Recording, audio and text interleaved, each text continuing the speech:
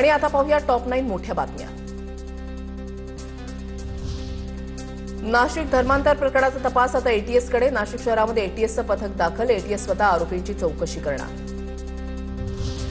नाशिकच्या टीसीएस कंपनीमध्ये दिल्ली टीमच्या वरिष्ठ अधिकाऱ्याकडून झाडाझडती। 150 कर्मचाऱ्यांना सोमवारपासून वर्क फ्रॉम होम करण्याचे आदेश।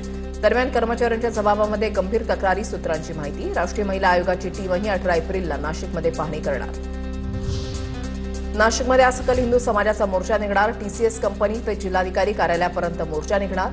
टीसीएस कंपनीमध्ये घडलेल्या घटनेच्या निषेधार्थ मोर्चाचं आयोजन। नाशिकमधील आयटी कंपनीमधील अत्याचार धर्मांतर प्रकरणी कंपनीतील एचआर अश्विनी चिनानीला न्यायालयीन कोठडी। पीडित महिलांनी केलेल्या तक्रारींकडे एचआरनं दुर्लक्ष केल्याप्रकरणी गुन्हा दाखल। नाशिकमधील आयटी कंपनीतील अत्याचार प्रकरणी मनीषा कनेक्शन समोर। संबंधित प्रकरणामध्ये विदेशी फंडिंग झाल्याचा संशय। काही व्हॉट्सअप चॅटच्या आधारे पोलिसांकडून तपास सुरू। अमरावतीच्या परतवाडा लैंगिक शोषण प्रकरणामध्ये आणखी 4 जणांची चौकशी सुरू। परतवाडा प्रकरणामध्ये मुख्य आरोपीसह 6 आरोपी अटकेत। आतापर्यंतच्या तपासामध्ये 18 व्हिडिओ आणि 39 फोटो पोलिसांच्या हाती। शिर्डी जमीन फसवणूक प्रकरणी आज कल्पना खरातच्या जामीन अर्जावर राहता न्यायालयामध्ये सुनावणी। कल्पना खरात शिर्डी जमीन फसवणूक प्रकरणामध्ये आरोपी। कुंदू अशोक खरातसह 5 जणांवर गुन्हा दाखल।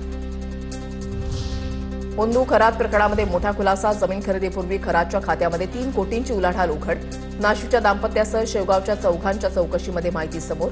आरोपींच्या खात्यामध्ये 2 वर्षात 21 कोटींपेक्षा अधिक व्यवहार।